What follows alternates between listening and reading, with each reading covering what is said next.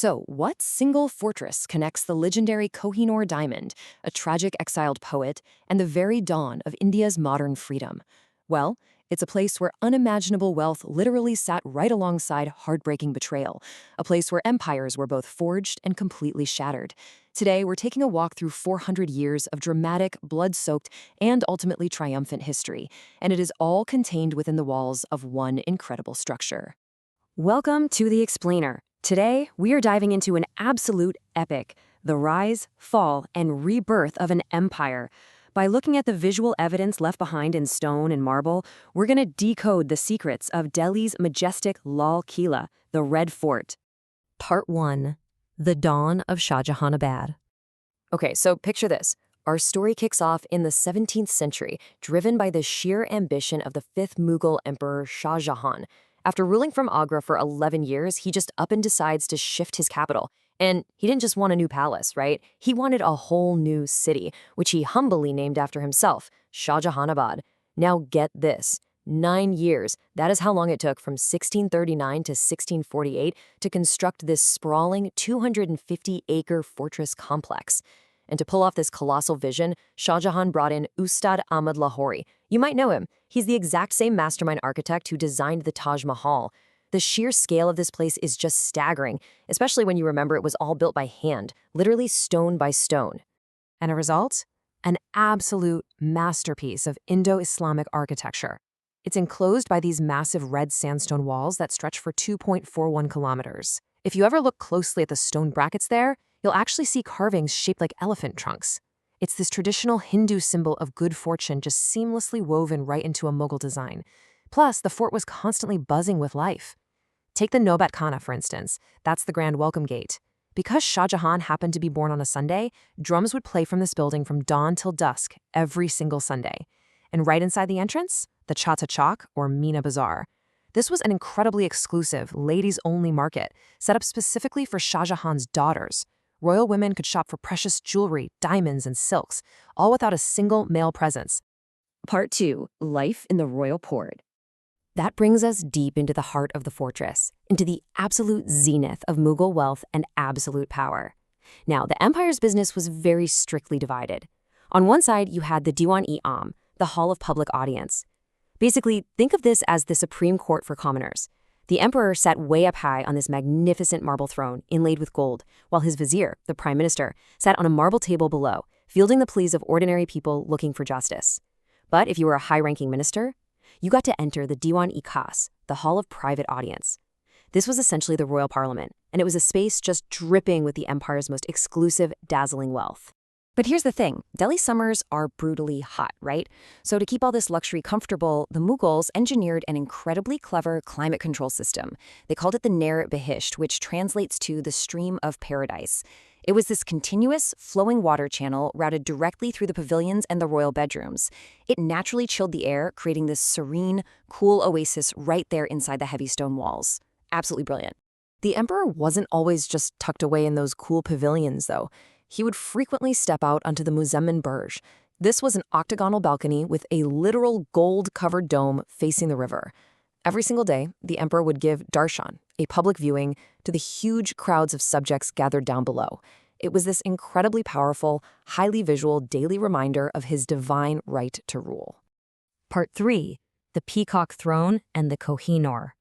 As we shift from day-to-day governance to a moment of unimaginable, almost mythical opulence, we really have to wrap our heads around the sheer scale of the wealth here.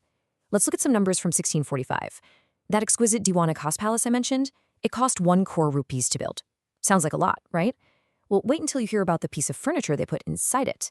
The legendary Talk the Toss, the Peacock Throne, cost 9 crore rupees. I mean, it literally cost 9 times more than the magnificent palace built to house it. And sitting right at the very heart of this throne was the world's most famous diamond, the Kohinoor. But you know, wealth like that, it attracts some serious predators. Let's walk through the absolutely cunning theft of the Kohinoor in 1739. So the Persian invader Nadir Shah breaches Delhi, but instead of an outright war, he decides to play the guest to the rather weak Mughal Emperor Muhammad Shah Rangila. Rangila, panicking, secretly hides the Kohinoor inside his turban to keep it safe. But a spy, actually a dancer in the court, tips off Nadir Shah. So, using this traditional gesture of deep friendship, Nadir Shah suggests they, swap turbans. Rangila is completely boxed in. He can't refuse his powerful guest, so he just has to hand it over. And right after this trickery, Nadir Shah drops the friendly act entirely. He loots Delhi's wealth for 56 horrific days, demands another 1 crore rupees just to stop massacring the citizens, and then takes the Kohinoor all the way back to Iran, leaving the Mughals financially and morally broken. Part 4. The Fall of the Mughals. That devastating looting was a huge turning point for sure. But honestly, even before Nadir Shah's invasion, the royal family was already tearing itself apart from the inside. Back in 1658, Shah Jahan's own son, Aurangzeb, actually overthrew him. Aurangzeb blocked his father away in Agra fort for 8 long years. Why? Reportedly because Shah Jahan wanted to spend the empire's treasury on building a second black marble Taj Mahal. But here is the striking twist of irony. A year later, in 1659, Aurangzeb builds the beautiful Modi Masjid, the Pearl Mosque, right inside the Red Fort. And he didn't use state funds for it. He paid for it entirely out of his own pocket, using money he earned from his own manual labor, literally stitching caps and handwriting copies of the Quran. Now let's fast forward to 1857. This is where we meet the very last Mughal emperor, Bahadur Shah Zafar. Now, Zafar was a man of the arts. He was known way more for his beautiful poetry than for any kind of military prowess. When his advisors came to him, warning that British forces were advancing on Delhi, he famously waved them off, saying, "Delhi abhi dur hai." Delhi is still far away. Well, because he completely failed to prepare, the British easily stormed the city. Zafar was forced to run for his life through the fort's Jamana Gate. He ended up hiding in Humayun's tomb, but he was quickly captured, arrested, and sent into exile in Rangoon, Myanmar. He died there, a completely broken man, in 1862. Zafar's deep sorrow is just perfectly captured in one of his final, truly heartbreaking couplets. He wrote, "How unlucky is Zafar! For burial, even 2 yards of land were not to be had in the land of his beloved." It just hits you, right?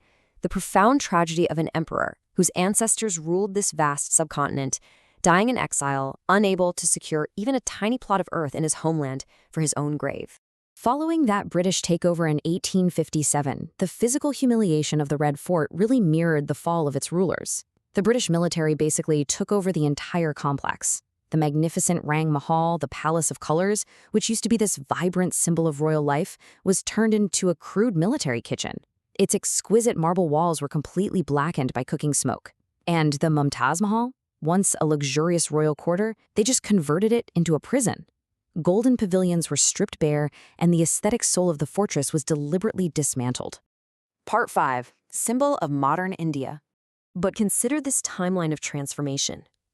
After the incredibly dark days of 1857, the fort had to wait nearly a century for its rebirth. But that moment finally came in 1947. Prime Minister Jawaharlal Nehru stood right at the fort's Lahori Gate, the very gate facing the newly created nation of Pakistan, and he delivered the very first speech of an independent India, raising the tricolor flag.